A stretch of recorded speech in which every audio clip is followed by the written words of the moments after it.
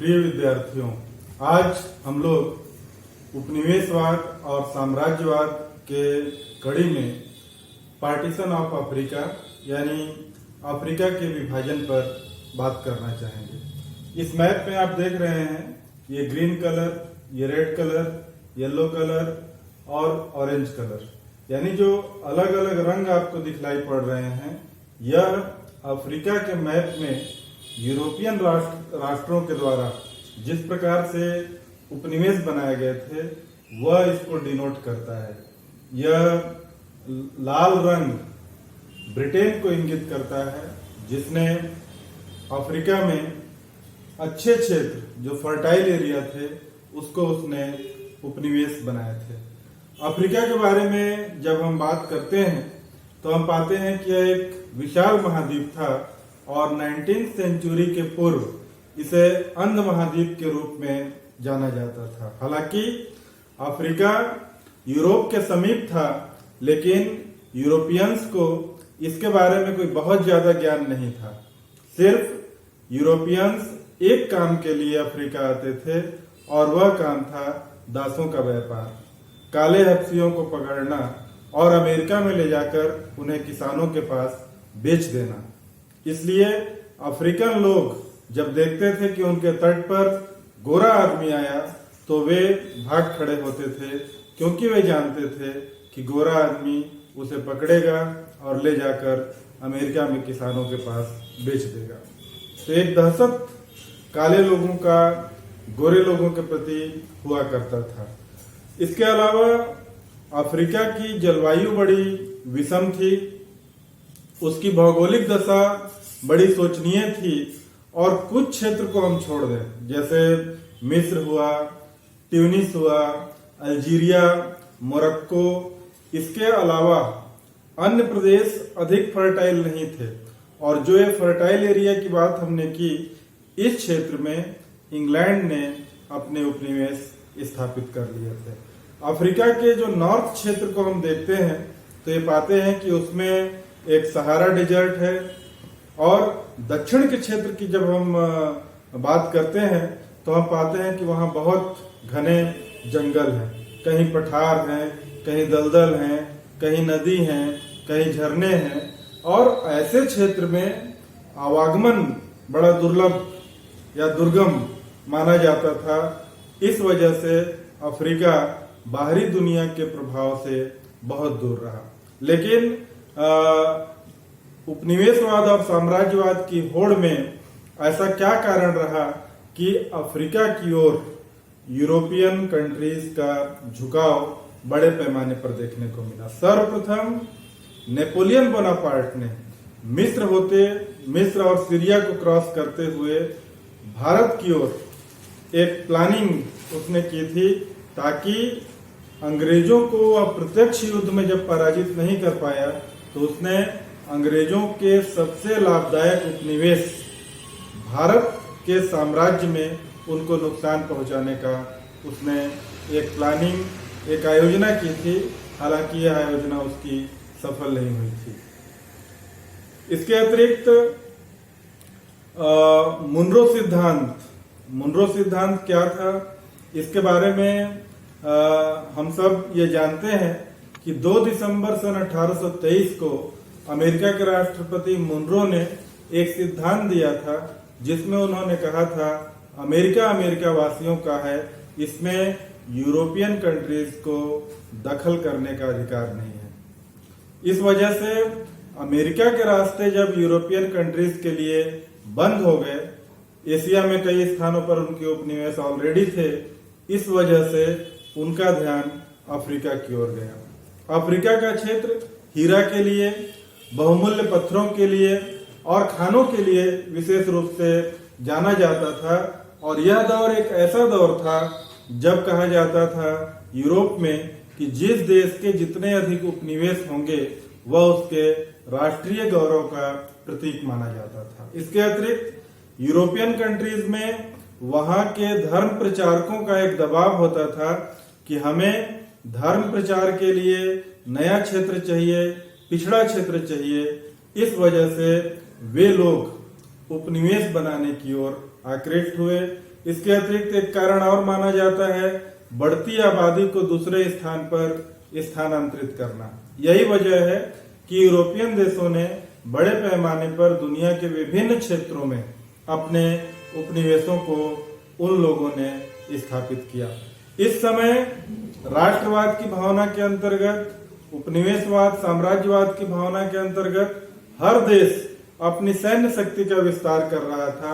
उन्हें सैन्य शक्ति के प्रदर्शन का मौका भी तलाशना था। शायद इस वजह से अफ्रीका पर यूरोपियन देशों की दृष्टि पड़ी। अफ्रीका की खोज में भी कहा जाता है धर्म प्रचारकों की भूमिका बेहद अहम रही। हमें कई नाम मिलते हैं, लिविंगस्टन, स्टैनले, बेकर, स्प्रोक और ग्रांट, जिन लोगों ने अफ्रीका के दुर्गम क्षेत्रों में जाकर अनेक महत्वपूर्ण स्थलों की खोज की थी।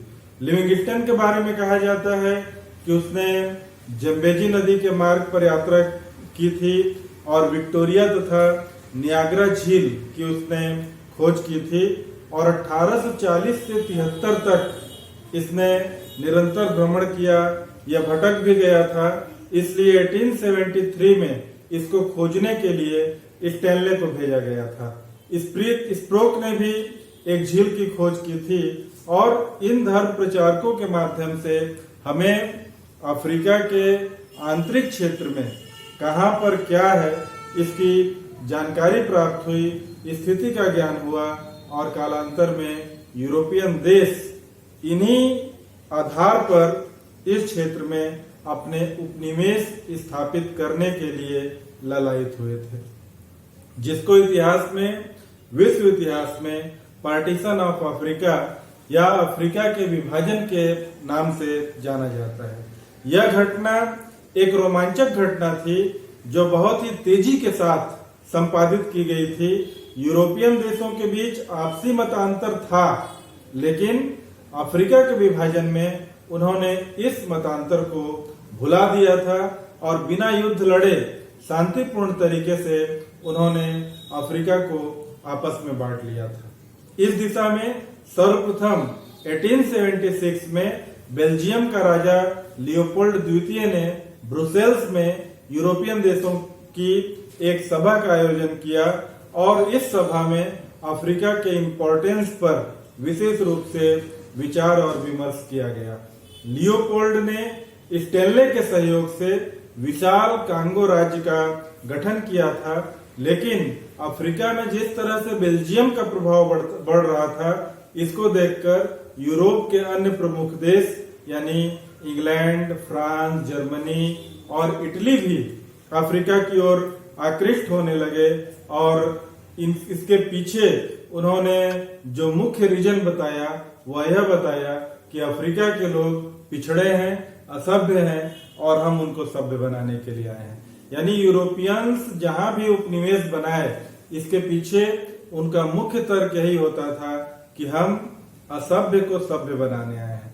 हम अपने देश के बारे में भी यही देखते हैं कि यूरोपियंस क्यों आए, तो उन्होंने कहा कि जिस तरह एंशिएंट एज में आर्यों ने अनार्यों को सभ्य बनाया, उसी तरह मॉडर्न एज में हम असभ्य लोगों को सभ्य बनाने के लिए यहाँ पर आए हैं और इसके बदले में हम लोगों ने यहाँ से धन प्राप्त किया। यानी जो ड्रेन ऑफ वेल्थ की बात होती है, धन के निष्कासन की बात होती है, उसके पीछे उन लोगों ने ये तर्क दिया था।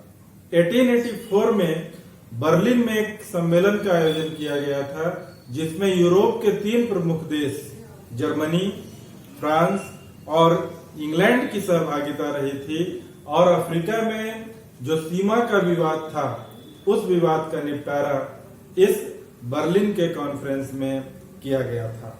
इसके अतिरिक्त इसमें शराब और दासों के व्यापार पर भी प्रतिबंध लगाने की बात कही गई थी। ब्रिटेन ने यह मांग की थी कि उसे समुद्र में जहाजों की तलाशी लेने की अनुमति दी जाए, लेकिन अन्य देशों ने ऐसा करने से इनकार कर दिया था। और जिस तरह से यूरोपियन कंट्रीज ने अफ्रीका की लूट की, यानी उसका पार्टीशन किया, इसमें सबसे अधिक लाभ इंग्लैंड को मिला। इंग्लैंड का ये रेड क्षेत्र आप देख रहे हैं, जिसमें Cape of Good Hope, Natal, Transvaal, Orange नदी का क्षेत्र, रोडेशिया, मिस्र, Sudan, British Somaliland, Algeria, Gambia, Gold Coast, Sierra Leone जैसे क्षेत्र को उसने प्राप्त कर लिया। विशेष रूप से अफ्रीका में मिस्र का इंपॉर्टेंस बहुत ज्यादा था, क्योंकि यह टर्की एम्पायर के अंतर्गत शासित होता था और यहाँ पर मोहम्मद अली के समय में यह अपने आप को स्वतंत्र कर लिया था।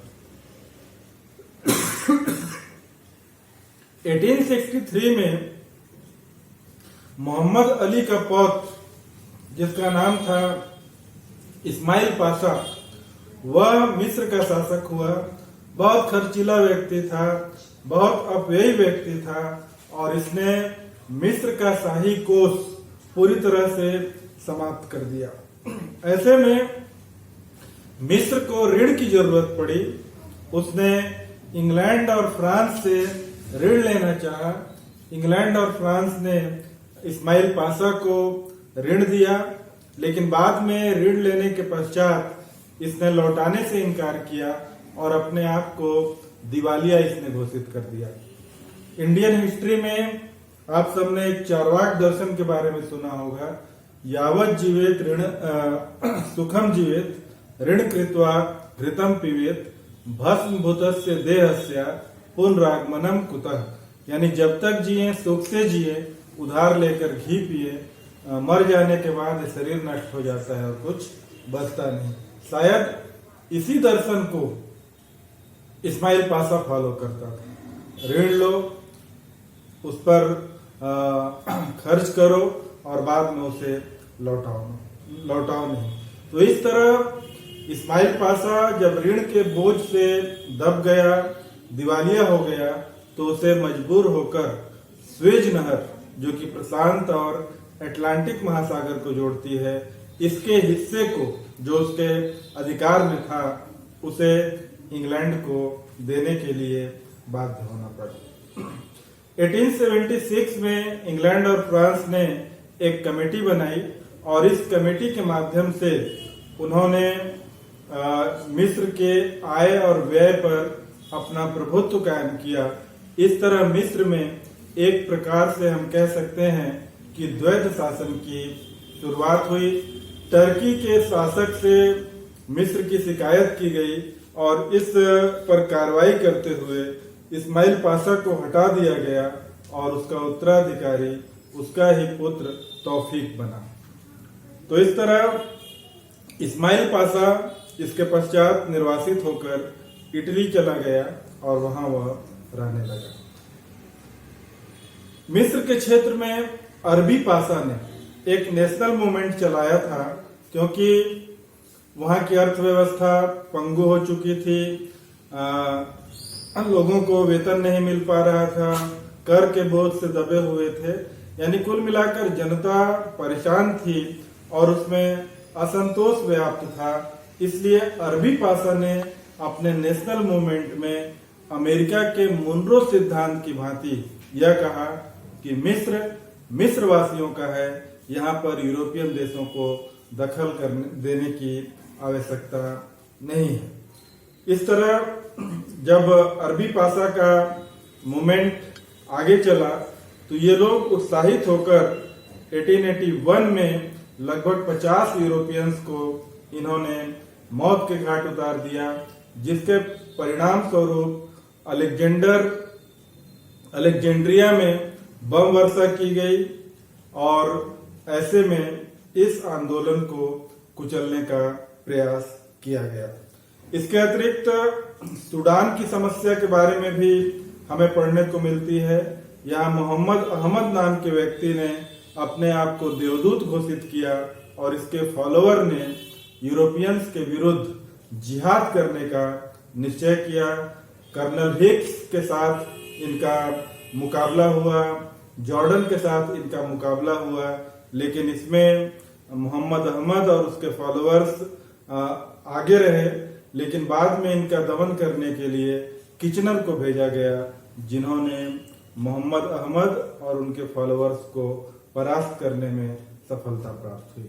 इसके अतिरिक्त फैसोडा की घटना का भी जिक्र होता है, उल्लेख होता है, क्योंकि इंग्लैंड के लिए उत्तर से दक्षिण जाने में और फ्रांस के लिए पूर्व से पश्चिम जाने में फैसोडा एक केंद्र की भूमिका निभाता था।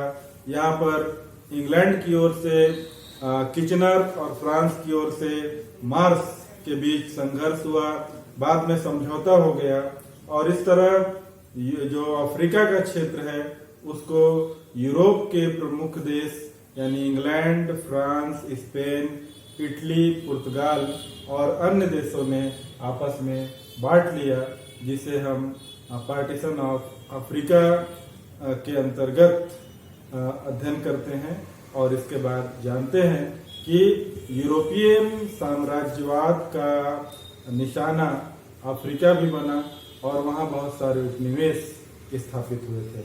आज के समय में अफ्रीका में तकरीबन 53 देश हैं, ऐसा कहा जाता है। Thank you very much.